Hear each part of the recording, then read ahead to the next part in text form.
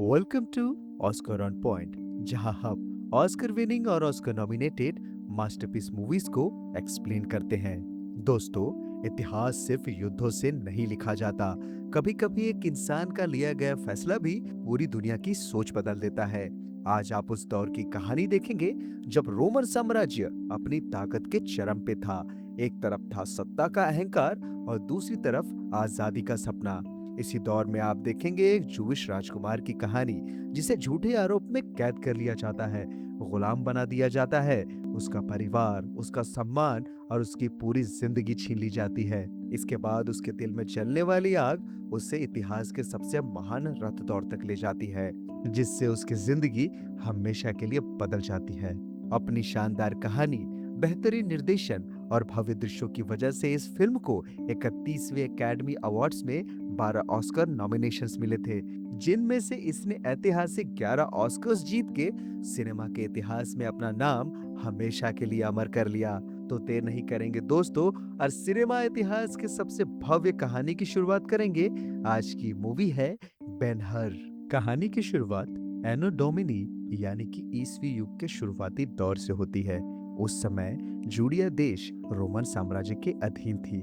रोम के सम्राट अगस्टस केसर के शासन के 7वें वर्ष में एक शाही फरमान जारी होता है, जिसके तहत यहूदियों को अपने अपने जन्म स्थान पे वापस जाके अपनी गिनती करवानी होती है, ताकि रोम उनकी जनगणना करके उन पे कर लगा सके। इसी दौरान हमें जेरूसलम का दृश्य दिखाया जाता है। जोसेफ और उसकी पत्नी मैरी भी जनगणना के लिए अपने जन्म स्थान बेथलम की ओर जा रहे होते हैं, और यहीं एक साधारण से स्थान पे जीसस क्राइस्ट का जन्म होता है।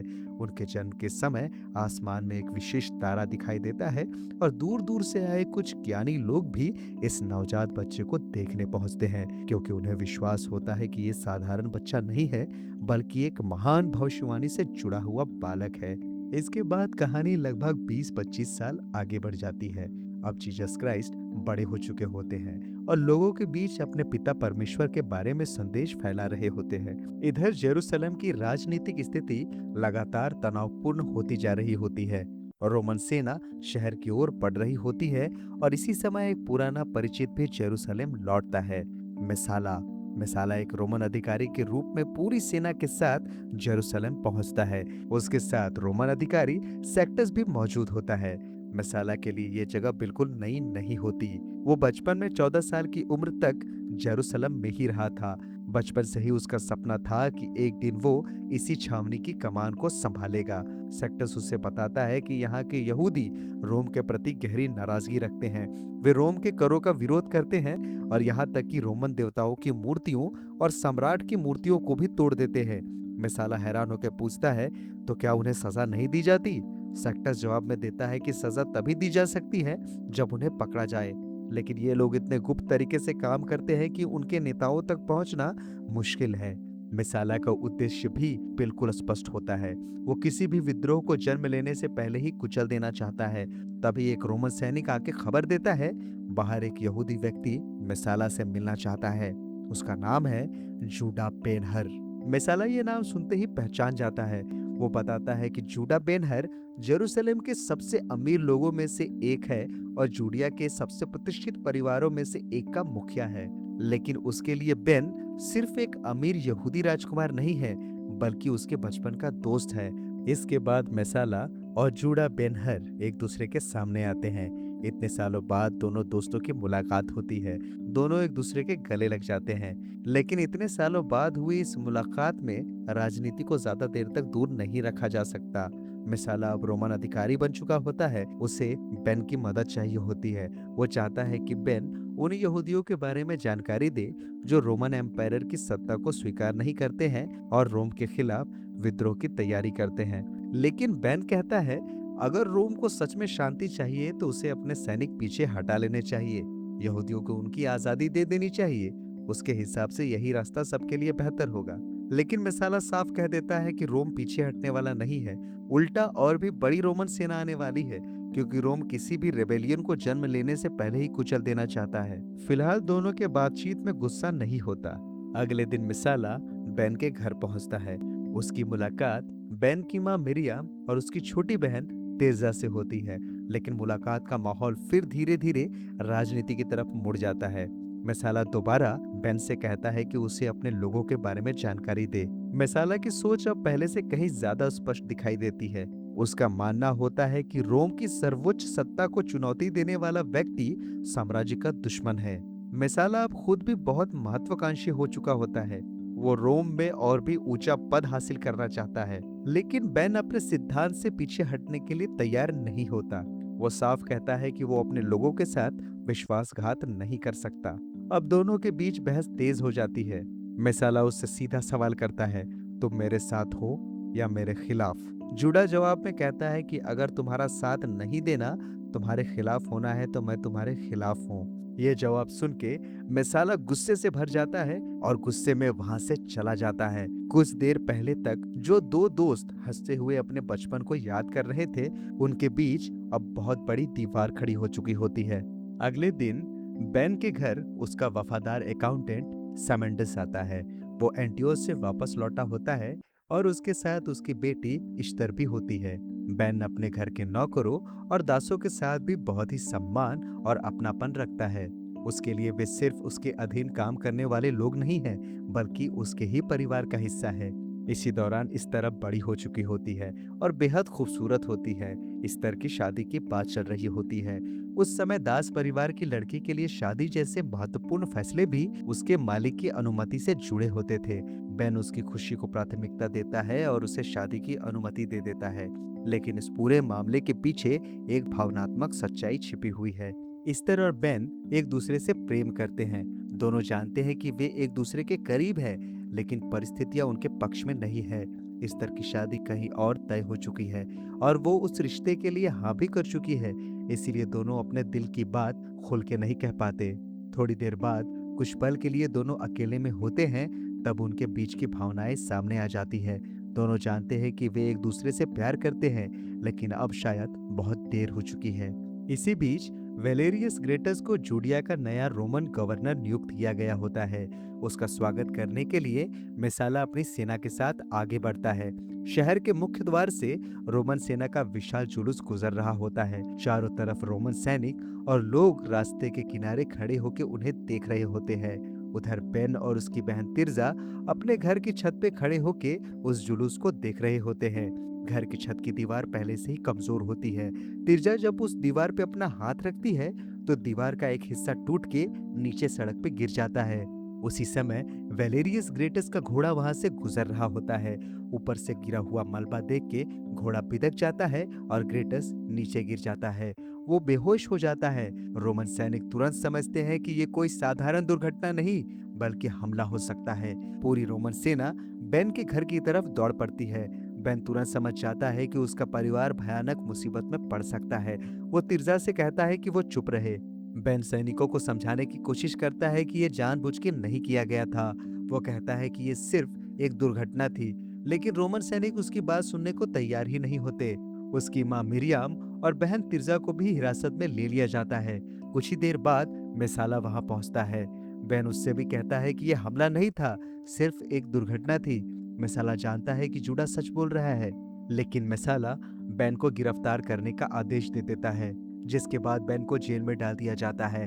अगले दिन उसे बताया जाता है कि उसे गैली में भेजा जा रहा है, जहां उसे गुलाम की तरह काम करना होगा। बेन हैरान रह जाता है। वो पूछता है कि जब उसके खिलाफ कोई मुकदमा तक नहीं चला तो उसे इतनी बड़ी सजा कैसे दी जा सकती है, लेकिन किसी के पास कोई जवाब नहीं होता। बेन अपनी माँ और बहन के बारे में पूछता है। वो जानना चाहता है कि मिरियाम और तिर्जा के साथ क्या हुआ, लेकिन उसे कोई स्पष्ट जवाब नहीं देता। गुस्से में बेन सैनिकों से भिड़ जाता है और किसी तरह मैसाला तक पहुंच जाता है। वो मैसाला से कहता है कि उसके परिवार को छोड़ दिया जाए, लेकिन अब मैसाला का दिल बदल चुका होता है। वो बेन से साफ कहता है कि उसे पता है कि यह दुर्घटना थी और वो ये भी जानता है कि बेन दोषी नहीं है, लेकिन अब मामला सिर्फ कानून का नहीं है। वो डर पैदा करना चाहता है। वो चाहता है कि लोग देखें कि मैसाला अपने सबसे पुराने दोस्त को भी नहीं छोड़ता तो किसी विद्रोही के साथ क्या करेगा। इस तरह बेन को उसकी निर्दोषिता के बावजूद गुलामी और मौत जैसी सजा की ओर भेज दिया जाता है। इसके बाद सैमंडस और उसकी बेटी इश्तर को जब पता चलता है कि बेन और उसके परिवार को गिरफ्तार कर लिया गया है, तो दोनों ये सुन के मैसाला से मिलने पहुंच जाते हैं। सैमंडस मिसाला से सवाल करता है कि आखिर बेन हर के साथ ऐसा क्यों किया जा रहा है, और उसे विश्वास होता है कि बेन ऐसा कोई काम नहीं कर सकता। लेकिन मिसाला अब दोस्ती और इंसानियत से ऊपर अपनी सत्ता और अपने उद्देश्य को रख चुका होता है। सैमंडस की बात सुनकर मिसाला उसे भी गिरफ्तार करने का आदेश दे देता है। अब बेन का पूरा परिवार और उसके करीब रहने वाले सभी लोग रोमन सत्ता की चपेट में आ चुके होते हैं। दूसरी तरफ बेन को कैदी बना के जेरूसलम से दूर ले जाया जा रहा होता है। रेगिस्तान के लंबे और कठिन रास्ते में कैदियों को भूखे प्यासे घसीटते हुए आगे बढ़ाया जाता है। उनके पैरों में बेड़ियां होती है और रोमन सैनिक उन पर लगातार निगरानी रख रहे होते हैं। कई दिनों की यात्रा के बाद कैदियों को पानी दिया जाता है। एक एक करके बाकी गुलामों को पानी पिलाया जाता है, लेकिन जब बेन की बारी आती है तो सैनिक जानबूझ के उसे पानी देने से मना कर देते हैं। बेन प्यास से बुरी तरह तड़प रहा होता है। उसके होठ सूख चुके होते हैं और शरीर में इतनी ताकत भी नहीं होती कि वो ठीक से खड़ा हो सके। तभी वहां पे जीसस क्राइस्ट आते हैं। जीसस बिना कुछ कहे बेन को पानी दे देते हैं। बेन पानी पीता है। उसी समय एक रोमन सैनिक चिल्ला के जीसस को रोकने की कोशिश करता है।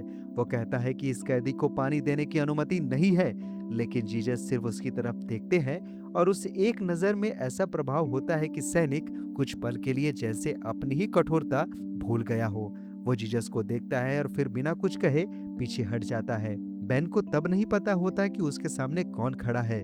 इसके बाद कहानी 3 साल आगे बढ़ जाती है। अब बेन को रोमन गैली में रखा गया होता है। उस समय युद्ध पोतों को चलाने के लिए बड़ी संख्या में गुलामों और कैदियों को चप्पू चलाने के लिए इस्तेमाल किया जाता था। ये लोग जहाज के निचले हिस्से में जंजीरों से बंधे रहते थे और आदेश मिलते ही पूरी ताकत से चप्पू चलाते थे। बेन भी इन्हीं कैदियों में से एक होता है। इसी दौरान रोमन नौसेना का कमांडर क्विंटस एरिरियस जहाज का निरीक्षण करने आता है।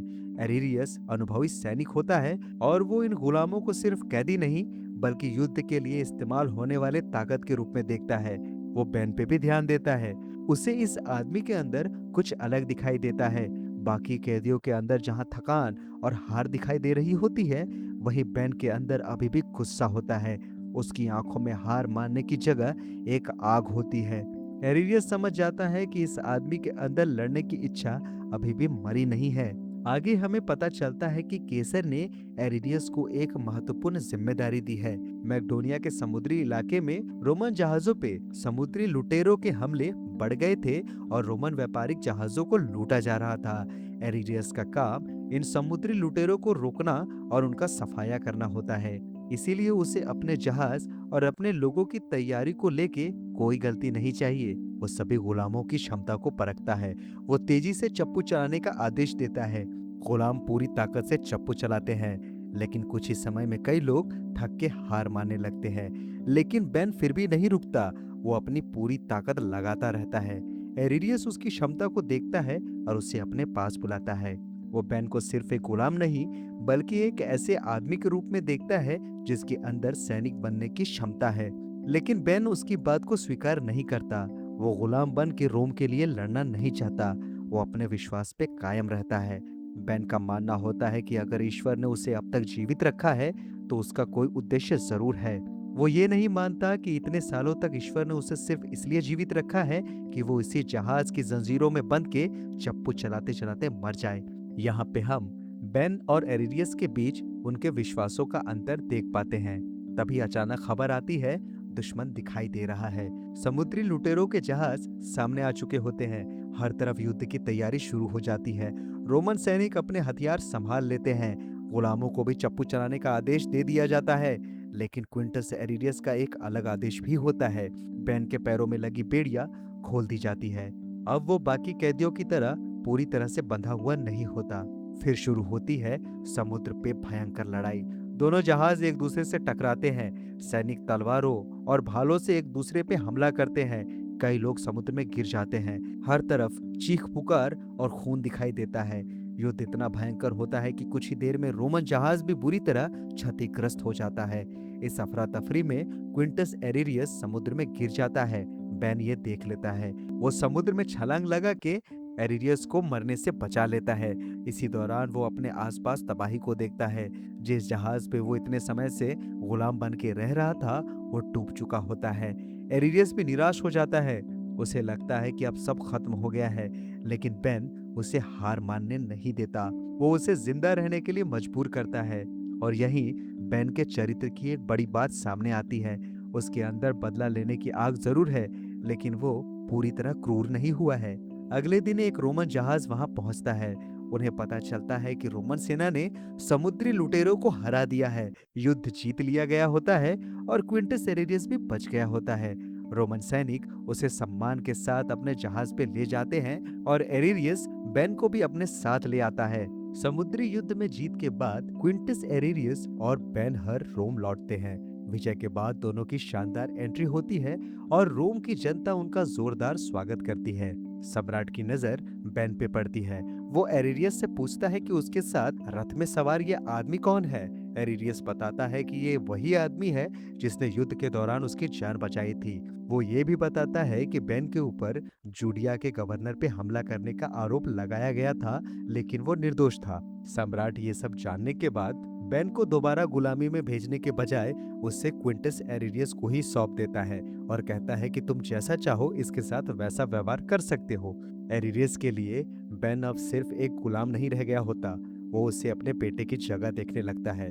उसके जीवन में पहले से कोई बेटा नहीं था, इसीलिए बेन के प्रति उसका लगाव धीरे धीरे पिता और बेटे के रिश्ते में बदल जाता है।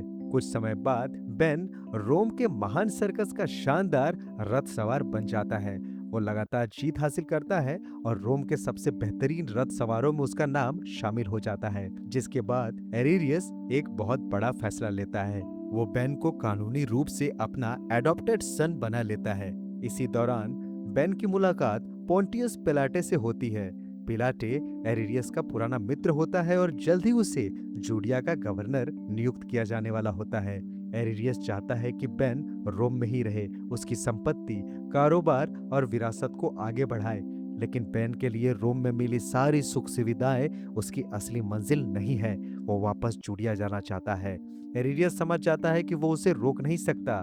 जूडिया की ओर जाते हुए रास्ते में बेन की मुलाकात एक दिलचस्प आदमी से होती है, शेख इल्दरिम। इल्दरिम घोड़ों का दीवाना होता है। वो अपने घोड़ों को बहुत प्यार करता है और अपने सारथी से भी यही उम्मीद करता है कि वो उनके साथ प्यार और समझदारी से पेश आए, लेकिन उसका सारथी घोड़ों को चाबुक मार के चलाता है।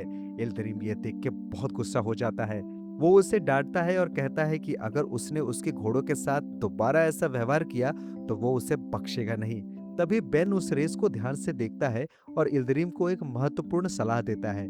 वो बताता है कि उसके घोड़े बहुत अच्छे हैं, लेकिन वे एक टीम की तरह नहीं दौड़ रहे। इल्दरिम उसकी बात सुन के बहुत प्रभावित हो जाता है। उसे समझ आ जाता है कि बेन को घोड़ों और रथ दौड़ की गहरी समझ है। जब उसे पता चलता है कि बेन ने रोम के सर्कस में रथ चलाया है तो उसका उत्साह और बढ़ जाता है। इल्दरिम कहता है कि उसका कारवां अगले दिन तक यहीं रुकेगा, इसीलिए बेन आज रात उसके साथ रहे, खाना खाए, बातें करे और अपने रोम के अनुभव सुनाए। बेन उसके साथ रुक जाता है। इल्दरिम उसे अपने प्रिय घोड़े दिखाता है और बताता है कि जल्द ही जेरूसलम में एक बड़ी चैरियट रेस होने वाली है। वहां दुनिया के बेहतरीन टीमों के साथ उसका मुकाबला मैसाला से भी होगा। जब बेन मैसाला का नाम सुनता है तो इल्दरिम उसके चेहरे पे आए बदलाव को देख लेता है। उसे समझ आ जाता है कि मैसाला और बेन के बीच पुरानी गहरी दुश्मनी है। इल्दरिम बेन से कहता है कि वो उसके घोड़ों का सारथी बन जाए। वो चाहता है कि बेन उसी रथ में बैठ के मैसाला को हराए, लेकिन बेन मना कर देता है। उसे जेरूसलम वापस जाना होता है, जिसके बाद बेन वहां से चला जाता है और अपने पुराने घर में पहुंचता है। तभी उसकी मुलाकात इस्तर से होती है। इस्तर उसे देखते ही भावुक हो जाती है। बेन भी उसे देख के हैरान हो जाता है। उसे पता चलता है कि सैमंडस और इस्तर को रोमनों ने गिरफ्तार कर लिया था। सैमंडस को यातना दी गई थी। जब रोमनों को यकीन हो गया था कि वो किसी विद्रोही गतिविधि की जानकारी नहीं रखता, तब उसे छोड़ दिया गया, लेकिन उनका सब कुछ छीन लिया गया था। इसीलिए वे एंटियोच वापस नहीं जा सके और इतने वर्षों से इसी जगह छिपके रह रहे थे। जूडा अपनी माँ और बहन के बारे में पूछता है। सैमंडस उसे बताता है कि 4 साल बीत चुके हैं। इतने लंबे समय तक किसी के लिए उस काल कोठरी में जीवित रहना लगभग असंभव है। जूडा इस बात को स्वीकार नहीं करता। उसके अंदर अभी भी उम्मीद होती है, लेकिन इसी समय इस्तर उसे एक अलग रास्ता चुनने के लिए कहती है। वो उसे समझाती है कि उसने अपनी आंखों से देखा है कि नफरत इंसान के साथ क्या करती है। उसके पिता भी नफरत की आग में जल चुके थे। एस्तर चाहती है कि बेन मिसाला से बदला लेने के बजाय अपनी बची हुई जिंदगी को स्वीकार करे, लेकिन जूडा के अंदर बदले की आग अभी भी बुझी नहीं होती। अगले दिन बेन एक बदले हुए इंसान के रूप में मिसाला से मिलने पहुंच जाता है, लेकिन इस बार वो पहले वाला बेन नहीं होता। अब वो क्विंटस एरिडियस का दत्तक पुत्र होता है, रोम में सम्मान और संपत्ति हासिल कर चुका होता है। मिसाला जैसे ही उसे देखता है वो पूरी तरह चौंक जाता है। जिस आदमी को वो वर्षों पहले गुलाम बना के मौत की ओर भेज चुका था, वही आदमी आज उसके सामने एक सम्मानित रोमन नागरिक के रूप में खड़ा था। जूडा उसे अपनी माँ मिरियाम और बहन तिर्जा के बारे में पूछता है। वो मिसाला से कहता है कि अगर वो उसे सच सच बता दे कि उसकी माँ और बहन कहाँ है, तो वो सारी पुरानी दुश्मनी भूलने के लिए तैयार है। लेकिन मिसाला के पास भी उसके सवाल का जवाब नहीं होता। बेन के जाने के बाद मिसाला अपने सैनिकों को आदेश देता है कि किसी भी तरह मिरियाम और तिर्जा का पता लगाया जाए। सैनिक पुराने काल कोठरी तक पहुंचते हैं। वहां उन्हें जूडा की माँ और बहन मिलती है, लेकिन 4 साल पहले अंधेरी काल कोठरी में बंद रहने के कारण दोनों की हालत बेहद खराब हो चुकी होती है। उन्हें कोढ़ हो चुका होता है। उस समय उस बीमारी का डर पूरे रोम में फैला हुआ था। रोमन सैनिक उन्हें देखते ही उन्हें वहां से बाहर निकाल देते हैं, जिसके बाद मिरियाम और तिर्जा अपने पुराने घर के पास पहुंचती है। यहीं पे उनकी मुलाकात इश्तर से होती है। इश्तर यह देख के टूट जाती है कि मिरियाम और तिर्जा अभी भी जिंदा है। वो चाहती है कि बेन को सच्चाई का पता चले, लेकिन मिरियाम और तिर्जा उसे ऐसा करने से रोकती हैं। वे नहीं चाहती कि बेन उन्हें इस हालत में देखे।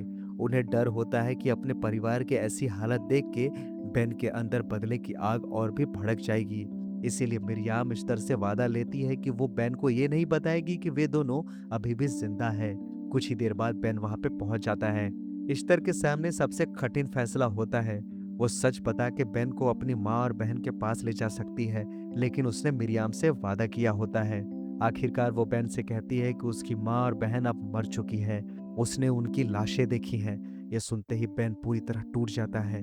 जिस उम्मीद को लेके वो इतने वर्षों तक जिंदा रहा था, वो उम्मीद एक पल में खत्म हो गई थी। वो रोता है और फिर वहां से चला जाता है, और वो शेख इल्दिरिम की रथ सवार बनने वाली बात को मान लेता है। अगले दिन शेख इल्दिरिम रोमन अधिकारियों के पास पहुंचता है और चैरियट रेस के लिए अपना दांव लगाता है। उधर बेन इल्दिरिम के घोड़ों के साथ लगातार अभ्यास करता है, और जिसके बाद वो मुकाबले के लिए पूरी तरह तैयार हो जाता है। अगले दिन जेरूसलम का विशाल चैरियट सर्कस लोगों से भर जाता है। दूर दूर से लोग इस महान रेस को देखने आए होते हैं। इसी बीच मिसाला भी अपने रथ और घोड़ों के साथ तैयार होता है, लेकिन मिसाला सिर्फ जीतना नहीं चाहता, वो बेन को हर कीमत पे खत्म करना चाहता है। उधर दर्शकों के बीच से शोर उठता है। पोंटियस पिलाटे अपने नए पद के साथ इस भव्य आयोजन में मौजूद होता है। अब जूडिया का नया गवर्नर भी इस ऐतिहासिक मुकाबले का गवाह बनने वाला होता है। सभी रथ अपनी अपनी जगह पे खड़े होते हैं। तभी पोंटियस पिलाटे संकेत देता है, और जैसे ही संकेत मिलता है सभी रथ पूरी रफ्तार से आगे निकल पड़ते हैं। रेस शुरू होते ही सभी रथ पूरी रफ्तार से मैदान में दौड़ने लगते हैं, लेकिन सबकी नजरें सिर्फ 2 लोगों पे टिकी हुई होती है, बेन-हर और मिसाला। मिसाला के लिए सिर्फ ये एक रेस नहीं होती, बल्कि उसके लिए ये बेन को खत्म करने का एक मौका होता है। वो बार बार बेन के रथ को टक्कर मारने की कोशिश करता है और कई रथ सवारों को गिरा देता है। एक मौके पे तो बेन पे हथियार से हमला करने की भी कोशिश करता है, लेकिन बेन घबराता नहीं। वो अपने घोड़ों पे पूरा नियंत्रण बनाए रखता है और मिसाला की हर चाल को समझते हुए उससे बचता रहता है। कई रथ पलट जाते हैं और उनके सवार मैदान में गिर जाते हैं, लेकिन बेन लगातार आगे बढ़ता रहता है। उसके पास सिर्फ ताकत नहीं, बल्कि धैर्य और समझदारी भी होती है। वो मिसाला की तरह हर कीमत पे दूसरों को गिराने की कोशिश नहीं करता, बल्कि अपने घोड़ों पे भरोसा रखता है और सही समय का इंतजार करता है। आखिरकार मिसाला की अपनी ही आक्रामकता उसके खिलाफ चली जाती है। उसका रथ जूड़ा के रथ के बहुत करीब आ जाता है और दोनों के पहिए आपस में उलझ जाते हैं। मिसाला अपना संतुलन खो देता है और वो रथ के नीचे गिर जाता है और घोड़ों के पीछे घसीटता चला जाता है। उसका शरीर बुरी तरह घायल हो जाता है। दूसरी तरफ बेन अपने रथ को संभालते हुए आगे निकल जाता है और आखिरकार बेन रेस को जीत लेता है। पूरा सर्कस खुशी और उत्साह से गूंज उठता है। एक यहूदी ने रोमन साम्राज्य के सबसे बड़े खेल मंच पे रोम के प्रतिनिधि को हरा दिया था, जिसके बाद बेन विजेता के रूप में सम्मानित किया जाता है। लेकिन बेन के लिए ये जीत सिर्फ खुशी की बात नहीं है, क्योंकि वो जानता है कि इसकी इस जीत के पीछे वर्षों का दर्द छिपा हुआ है। रेस के बाद बेन घायल पड़े मिसाला के पास पहुंचता है। मिसाला की हालत बहुत खराब हो चुकी होती है। उसका शरीर लगभग टूट चुका होता है। वो अपने आखिरी सांसें गिन रहा होता है। बेन उसे देखता है। उसे लगता है कि शायद अब उसकी पुरानी दुश्मनी का अंत हो गया है। लेकिन मिसाला आखिरी समय में उसे एक ऐसी बात बताता है जो बेन की पूरी दुनिया फिर से बदल देती है। वो कहता है कि रेस अभी भी खत्म नहीं हुई है। वो कहता है कि उसकी माँ मिरियाम और तिर्सा अभी जिंदा है। वो वैली ऑफ लिपोस में है। मिसाला जानता है कि बेन अपनी माँ और बहन को जरूर ढूंढेगा। बेन उस घाटी में पहुंच जाता है जहां समाज से अलग किए गए कोढ़ के मरीज रहते हैं। वहां का दृश्य देख कर उसका दिल टूट जाता है। दूर दूर तक बीमार और अकेले लोग होते हैं जिन्हें सामान्य समाज से अलग कर दिया जाता है। तभी बेन देखता है कि इश्तर वहां खाना लेके आई है। बेन समझ जाता है कि इश्तर यहाँ किसी के लिए खाना लेके आती है। वो इश्तर की सच्चाई छिपाने के लिए नाराज हो जाता है। वो उससे पूछता है कि तुमने मुझसे झूठ क्यों बोला। इश्तर समझाती है कि उसने ये सब बेन को चोट पहुंचाने के लिए नहीं किया। वो सिर्फ मरियम और तिर्जा की इच्छा का सम्मान कर रही थी। वे नहीं चाहती थी कि उनका बेटा और भाई उन्हें इस हालत में देखे। इश्तर बेन से कहती है कि अगर वो सच में उनसे प्यार करता है तो उन्हें अपनी मौजूदगी का एहसास न होने दे। बेन छिप जाता है। कुछ देर बाद मरियम और तिर्जा वहां आती है। वो दूर से रखे गए खाने को उठा लेती है। बेन छिप के उन्हें देखता रहता है। वो अपनी माँ और बहन को देख रहा होता है लेकिन उनके पास जाके उन्हें गले भी नहीं लगा सकता। उसके आंखों से आंसू निकलने लगते हैं।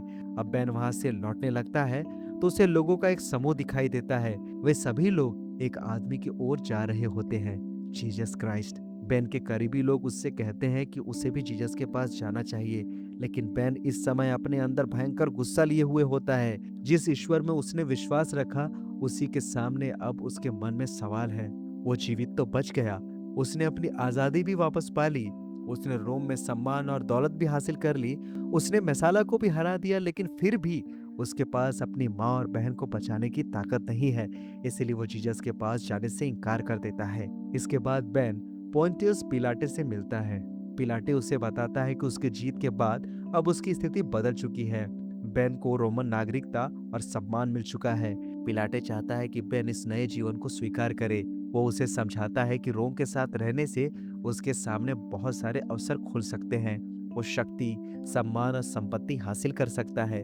लेकिन बेन अब इन चीजों से प्रभावित नहीं होता। वो पिलाटे को बताता है कि उसकी माँ और बहन अभी भी जिंदा है लिपोस घाटी में, और उनके साथ जो कुछ भी हुआ है उसके पीछे रोमन सत्ता की ही भूमिका है। वो अपने ऊपर मिली रोमन पहचान और विशेषाधिकारों को स्वीकार नहीं करता।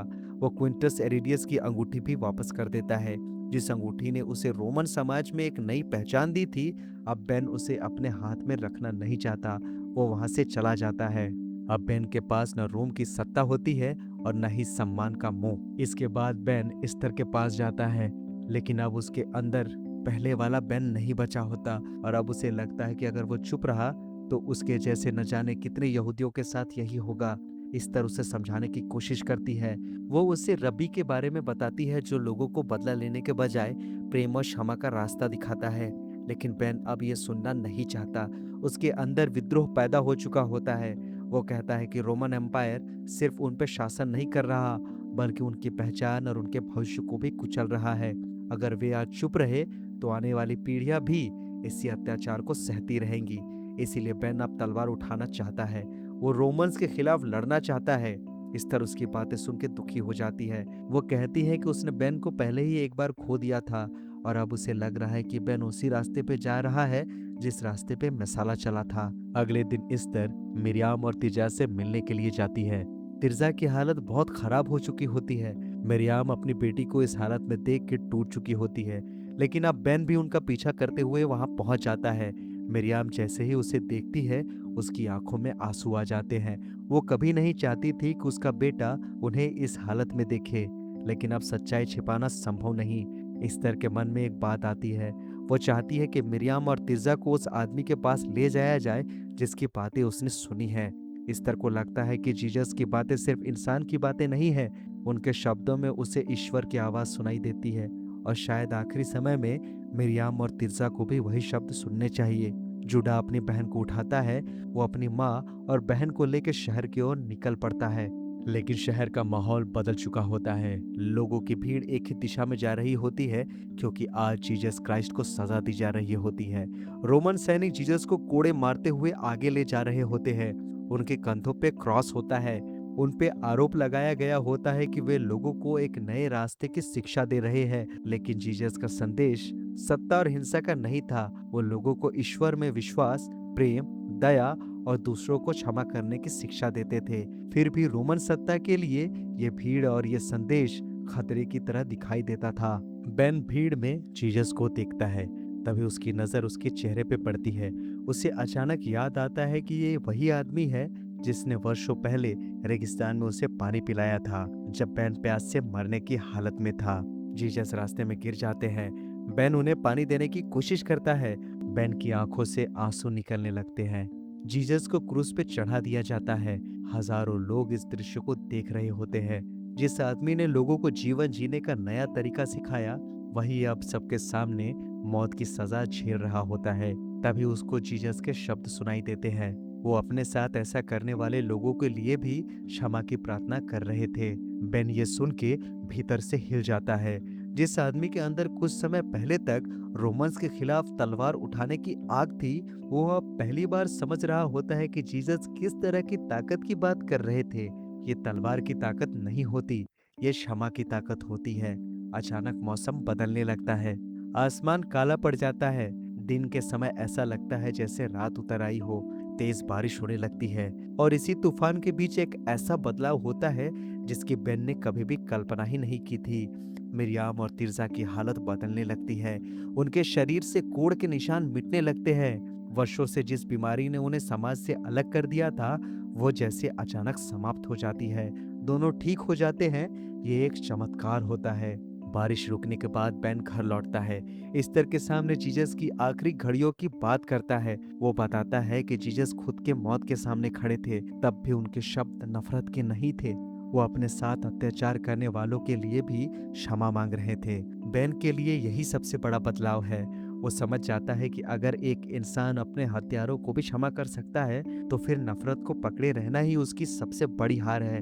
कुछ समय पहले तक बेन रोमन्स के खिलाफ हथियार उठाने वाला था, लेकिन जीसस के शब्दों ने उसके अंदर की आग को बदल दिया।